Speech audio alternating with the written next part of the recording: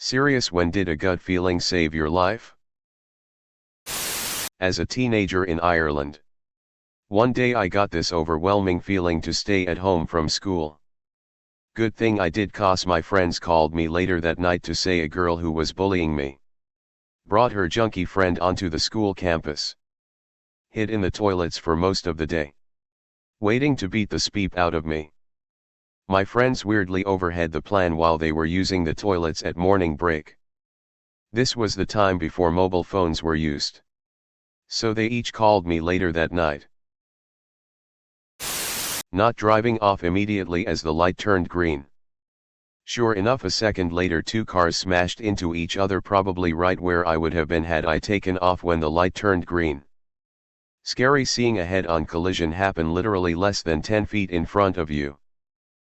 This is why it's important to check your intersection to make sure cars are slowing and stopping before you go. It takes a moment longer and it'll save your life. Defensive driving 101. Went on a date with someone from Tinder. The whole time he's talking about himself, it's nothing but the worst of the worst stories. About him being abusive to his multiple exes but blaming them.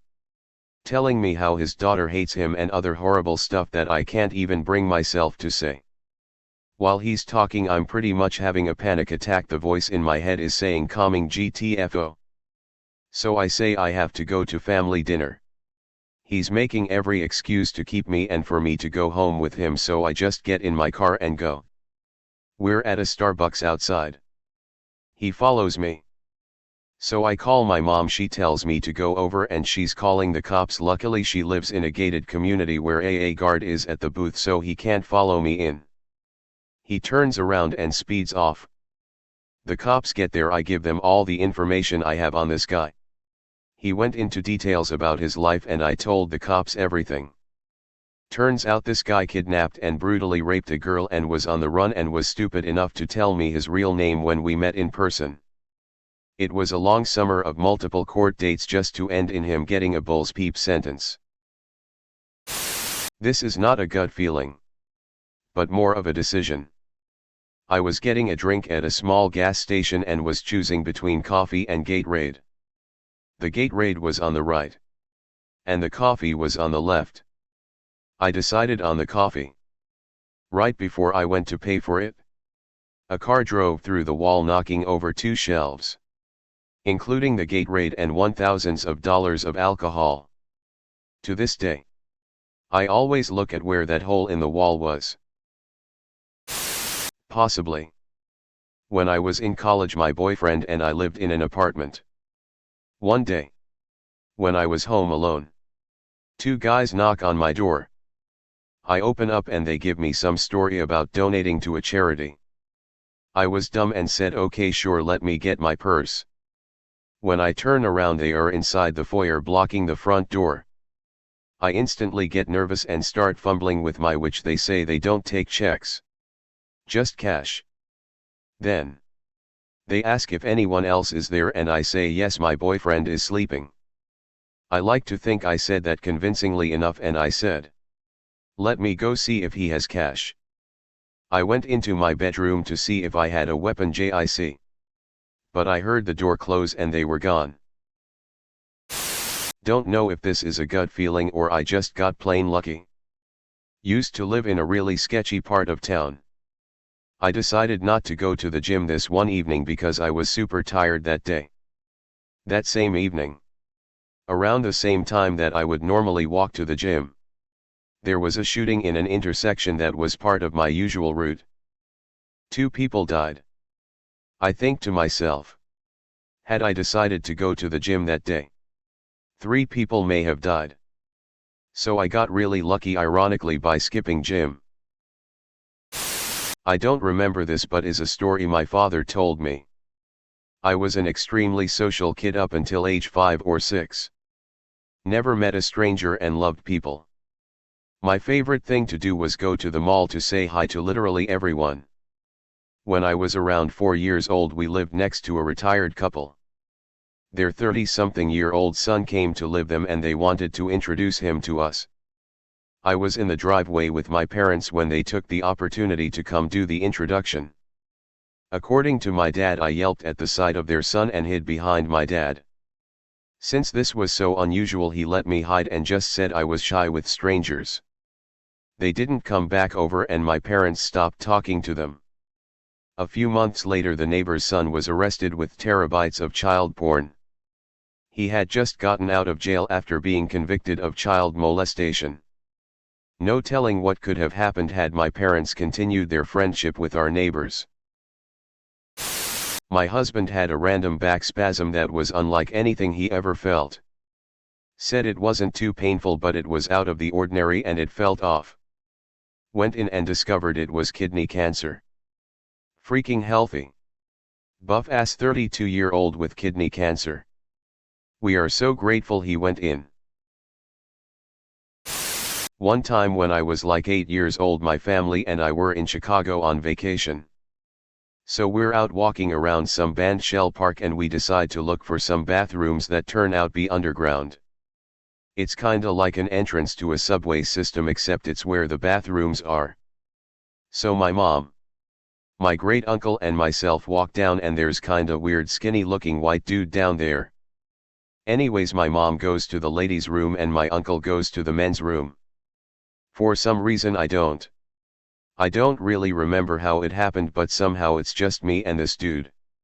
And he's looking at me. And I see this. Something about his face just struck fear in me, like I could feel that this guy was not okay or something. Something inside me was just like, you gotta haul ass right now, otherwise speep gonna get bad. So I go into the men's room where my uncle was washing his hands and I go over to him. This guy comes in right behind me and just stands in the entrance. Doesn't piss. Doesn't wash his hands.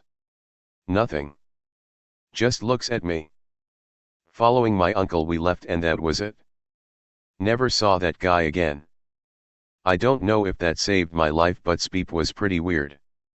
Undefined. Not sure if it saved my life. But I was driving once and had a gut feeling this guy pulling out of his driveway up ahead was just gonna go right ahead without looking to see if anyone was coming.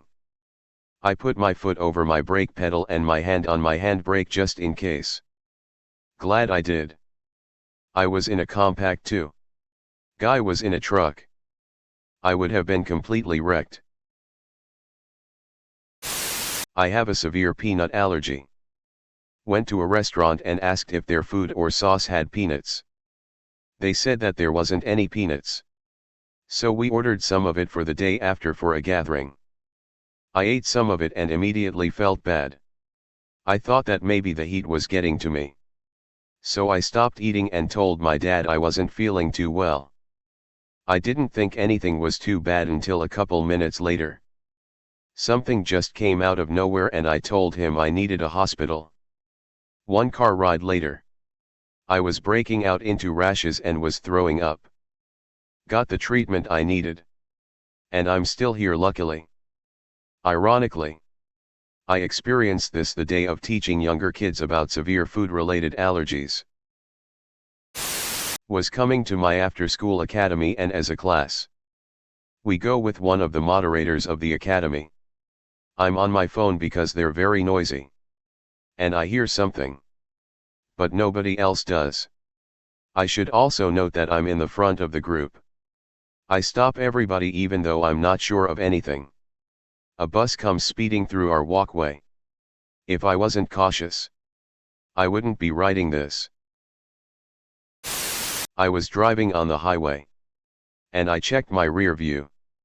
This dude was sliding around all over looking to pass everyone. He's starting to come up on my rear. He switches to the left side. I'm worried he's going to spin out or something and hit me. He does.